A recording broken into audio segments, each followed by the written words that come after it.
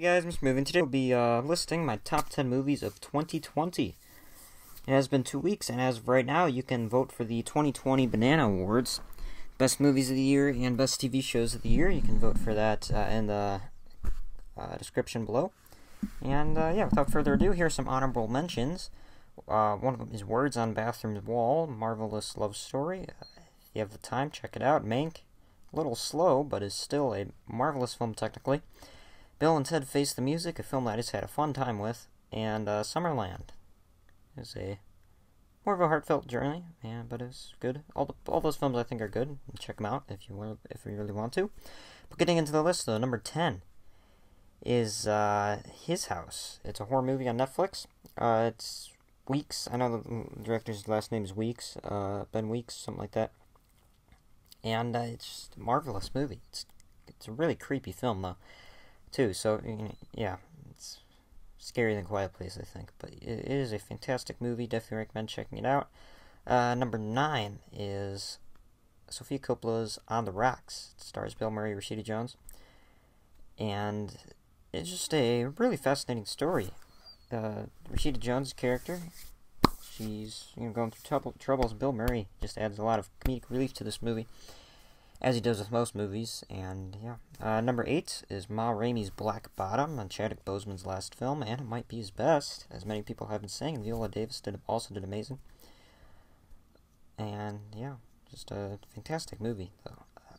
The ending really is surprising, I think. So, number 7 is Never, Rarely, Sometimes, Always on HBO Max.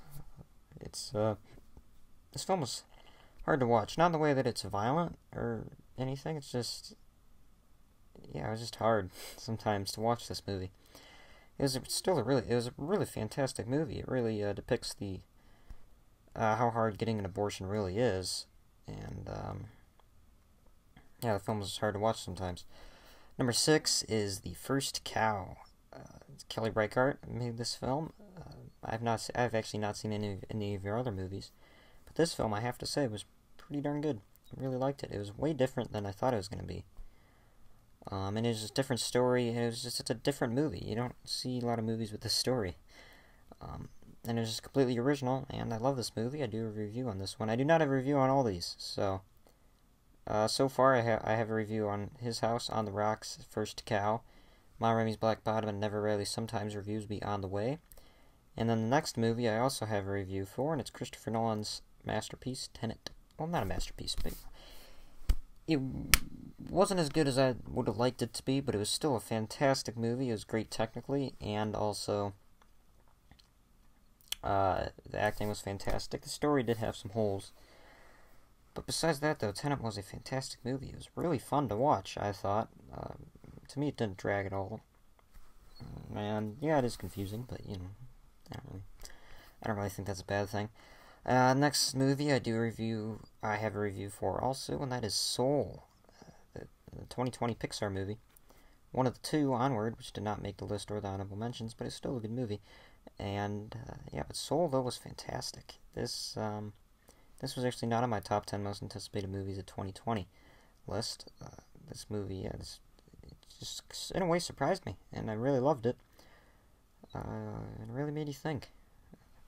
Next is another movie I have a review for, which is Run, and it's by Nish Chaganty. I don't know, I'm probably butchering that name.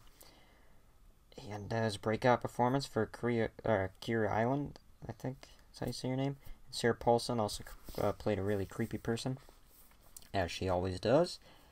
And this was a fantastic thriller. I think it's the best thriller of the year.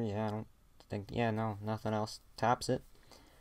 It's a fantastic film. I do have to see Searching, so yeah. Number 2 is The Vast of Night. I did not have a review for this one yet. It's on Amazon Prime right now, and this is another marvelous movie. It's by Andrew Patterson, I think. Patterson, I'm pretty sure.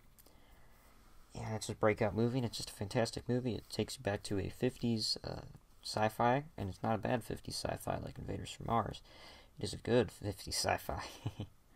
And it just sort of plays out like an episode of The Twilight Zone, but in color. And I thought that was really cool. And number 1 is Aaron Sorkin's movie, the Trial of Chicago 7. I know many people say there's some directing problems, but the dialogue was fantastic. I didn't find any directing problems. I thought all the march scenes were incredibly intense, and this is actually the only movie this year to make my A+ list. I just thought everything about this movie was fantastic, besides for some few things, and I do have a review on this if you want to check that out. And, yeah, that's my top 10 list of 2020, and like I said at the start, you can vote for the Banana Awards in the description below. Don't forget to do that. I think it's a week or two until, I think 2 weeks until, you'll get the results for the Banana Awards, and later this week you'll see the top 5 TV shows of 2020, and, yeah, so see you next time, movie fans.